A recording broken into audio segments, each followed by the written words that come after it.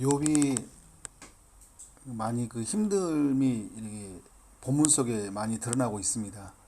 23장에서는 하나님이 살아계신 것은 알겠는데, 또 하나님이 나를 아신다는 건 알겠는데, 욥은 또 하나님이 어디에 계시는지를 잘 알지 못하겠다라는 또 그런 고통을 쏟아내고 있죠. 또 하나님 보이지 않으니까, 또 볼 수 없는 분이니까 하나님이 나타나실 때까지 기다릴 수밖에 없는 거거든요. 또 오늘 읽었던 24장은 어떤 힘듦이 드러나냐면, 왜 악인들은 이게 세상에 이렇게 가득한데 하나님이 악인들을 이렇게 심판하지 않은 것일까? 이런 질문으로 시작을 해요.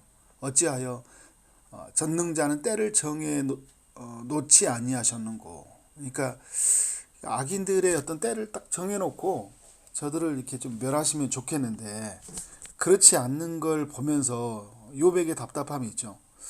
욥기의 전체에 또 흘러가는 이야기 중에 그 어떤 중요한 주제 중에가 하나죠.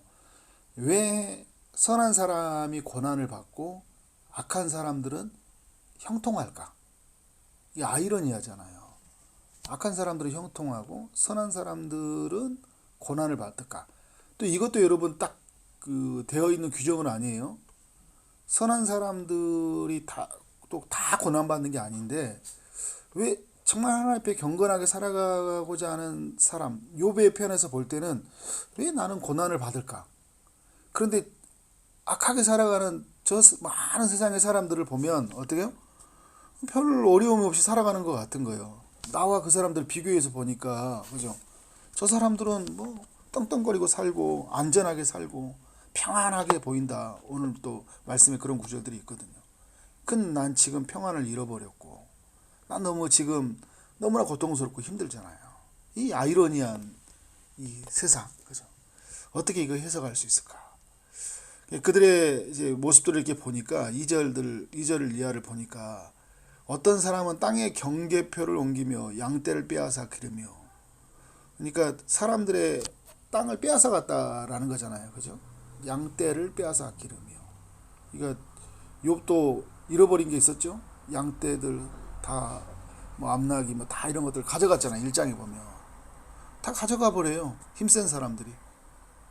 그리고 숫자 많은 사람 나라가 속여서 또 힘으로 몰래 훔쳐서 가져가 버리는 이런 세상. 고아의 나귀를 몰아가며 가부의 소를 볼모 잡으며. 아니 그 빼앗아갈 것을 빼앗아가야지 왜 고아들을 그리고 가부들의 것들을 빼앗아가냐는 거예요. 근데 여러분 22장에서 보면 친구가 욥을 향해서 고아와 가부의 것을 빼앗아갔다 이렇게 이야기하거든요. 욥이 뭐라고 하냐면, 야 나는 아니야, 그죠? 그 친구들이 그냥 추측해서 말한 소리고, 이 3절은 뭐냐면 이 땅에 보편적으로 살아가는 사람들의 모습이에요. 지금 그러니까 다 그런 게 아니에요. 보편적인 것보다는 많은 이들이 그렇게 빼앗아가고 훔쳐가고 강탈해 가는데, 그죠?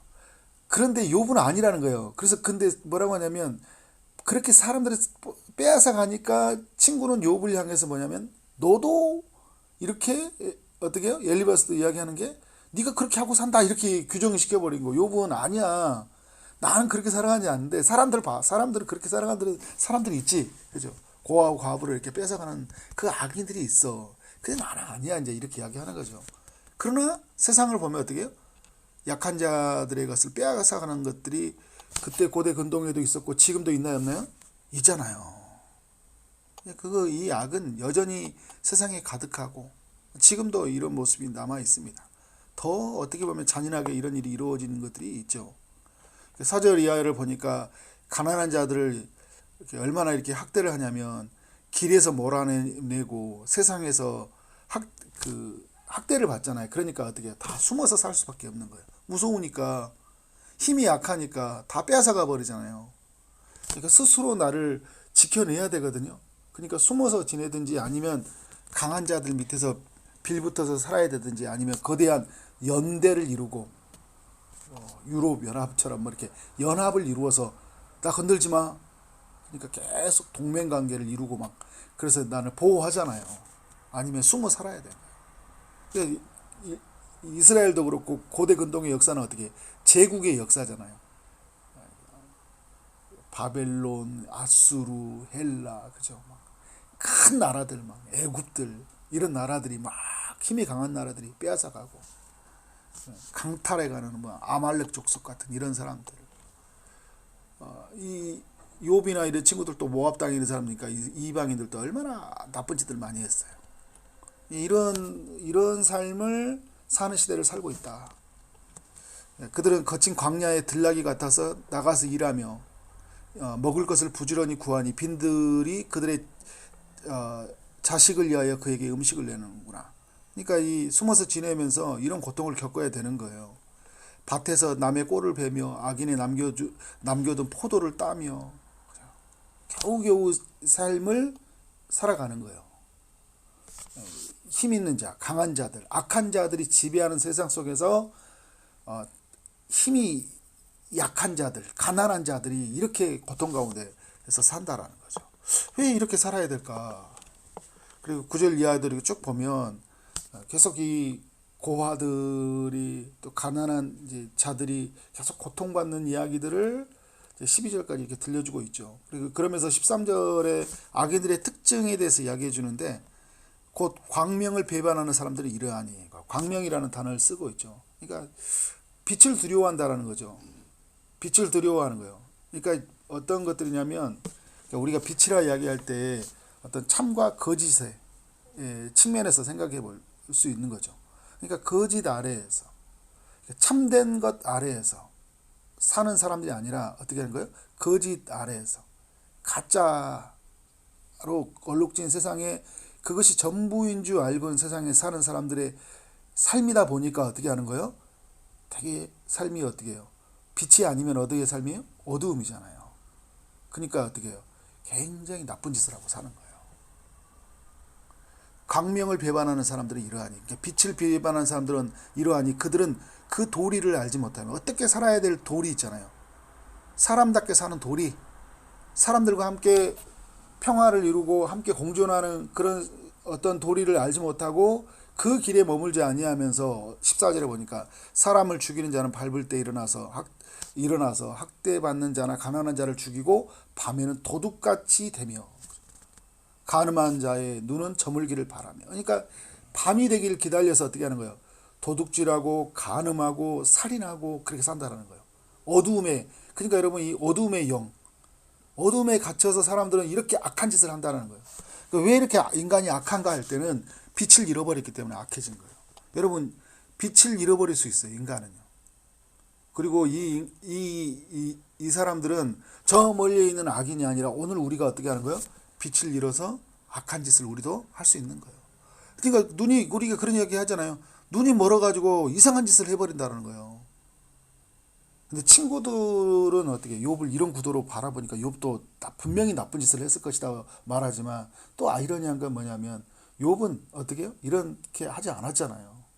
근데 욥은 친구에게 이런 이야기를 하는 거예요. 사람들이 눈이 멀어서 빛을 잃어서 광명을 저버려서 어떻게 하는 거예요?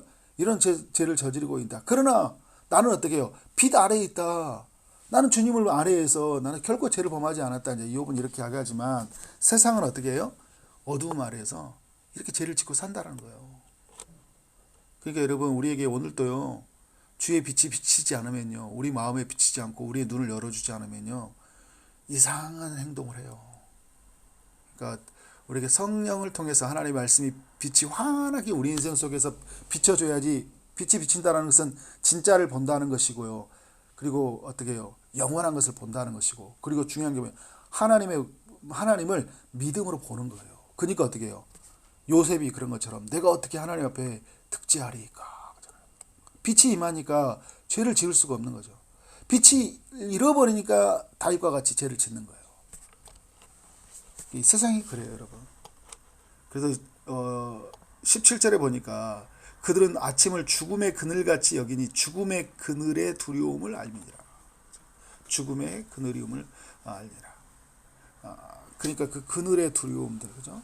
빛을 잃어버리는 그 속에서 인간은 그렇게 죄를 짓고 산다라는 것을 보여주고 있죠. 근데 그러면서 이제 욥이 생각하는 이 질문이 계속 1절에서부터 이렇게 던져지는 거죠. 이 전능자 하나님은, 전능하신 하나님, 모든 것을 다 하실 수 있는 분, 모든 것을 다 하시는 그 전지하신 분, 왜 이 악인들을 내버려 두는 것일까? 라는 거예요. 왜 악인들을? 근데 그러나 여러분, 욥이 아는 사실이 하나 있어요. 왜 악인들은 세상에 득실거릴까라는 걸 알지만 분명한 건 이거예요. 악인들은 결국은 심판을 당해요. 그러니까 때가 언제인지 욥 편에서 알 수 없지만 욥이 아는 건 뭐냐면 이들의 종국은 알아요. 마지막은 하나님 앞에. 왜냐하면 욥은 이 땅이 전부가 아니라 삶 뒤에 죽음 뒤에 하나님과의 만나는 때를 알잖아요. 그죠? 하나님 앞에 인간이 서는 것을 알거든요. 그러니까 어떻게 해요? 이 악인은 하나님의 심판을 벗어날 수가 없어요. 근데 욥은 또 생각하는 게 뭐냐면, 또 아이러니한 거는 이 땅에서 악인은 어떻게 되냐라는 거예요. 그런데 여러분, 이 땅의 관점에서 보면요, 인류의 역사도 그렇고요, 악인은 결국은 멸망해요.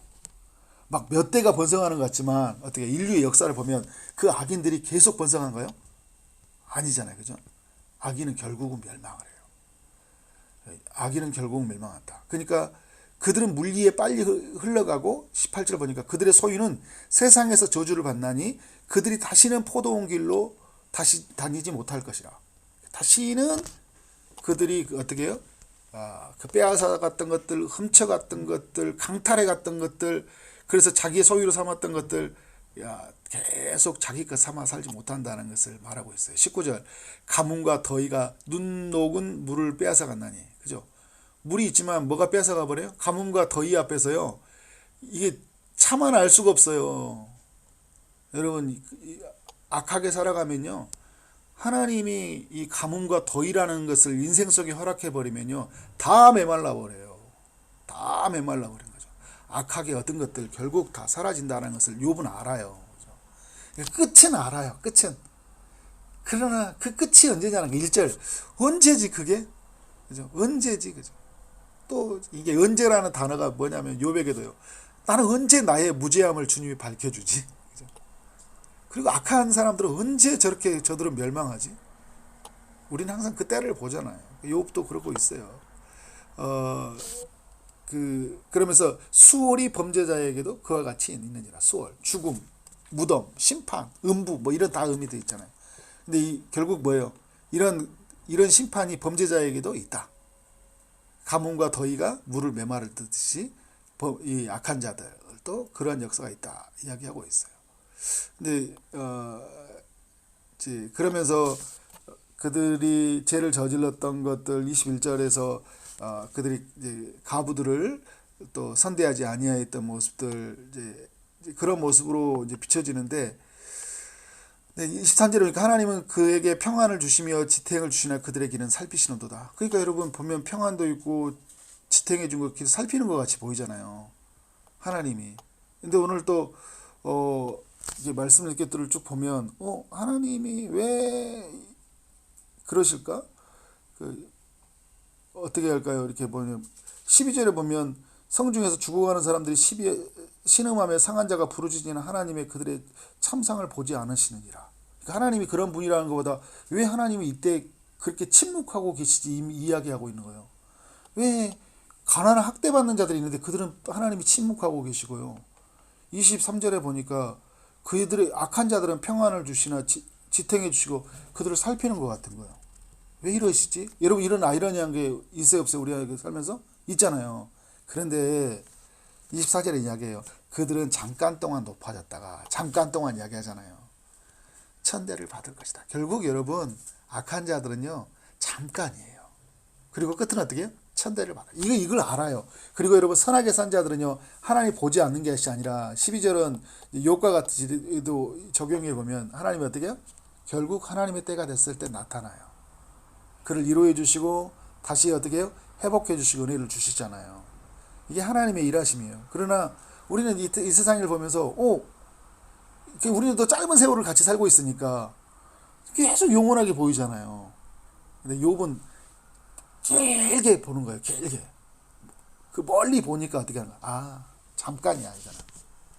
그래서 여러분 속아 넘어가면 안 돼. 그래서 우리가 여러분 막 고난 있고 어려움이 생길 때 죄를 진다는 게 뭐냐면, 뭐야, 이렇게 살아서 이렇게 살아도 나는 아무것도 없네, 하나님 돌아보지도 않네. 결국 악한 자들이 다 저렇게 저렇게 살잖아. 그러니까 나도 어떻게 하는 거예요? 악의 손을 잡아버릴 수 있는 거예요. 그 이게 시간이 사람을 얼마나 우리를 애타게 만들고 우리를 또 범죄하게 만드는지 몰라요. 잠깐이라니까요. 근데 하나님의 시간표로 봐야 돼요. 잠깐이에요. 천대를 받을 것이며 잘려 모아진 곡식 이삭처럼요 되리라. 잘려 모은 이삭처럼 다 버려진다는 거예요. 예수님이 이야기도 하시잖아요. 다 버려지리라. 가령 그렇지 않을지라도 능히 내 말은, 그죠. 지금 이제 욥이 그렇게 지적하는 거예요. 친구 앞에서. 야, 이 친구들은 왜 그게 진짜야? 눈앞에 보면 다 말할 수 있잖아요. 그렇지 않을지라도 능히 내 말을 거짓되고 지적하거나 내 말을 헛되게 만들 자 누구냐는 거야. 내 말에 대해서 반박할 수 있는 사람 말해봐. 먼저 이렇게 이야기하는 거잖아요. 욥은 상당한 지혜로 이 세상을 바라보고 있고 하나님을 바라보고 있고 그리고 자기 자신을 이렇게 또 바라보고 있는 거죠. 욥은 다 알지 못해요. 하나님 많은 것을 알게 해주셨지만 깨달음이 있지만, 그러나 욥은 뭐냐면 하나님 앞에서 범죄하지 않냐고, 이유도 이제 계속 말씀이 나와요. 그렇게 계속 버티려고 서고 있어요. 오늘 우리에게 이해되지 않는 것이 있지만 우리가 끝을 보면서 결국 악한 자는 멸망을 당할 것이고 선한 자는 하나님 안에서 말씀을 붙들고 살아가는 선한 자는 하나님 결국 은혜를 주신다는 것을 기억하고 오늘 믿음으로 버텨가는 삶이 되어지기를 주님의 이름으로 축원합니다. 아멘.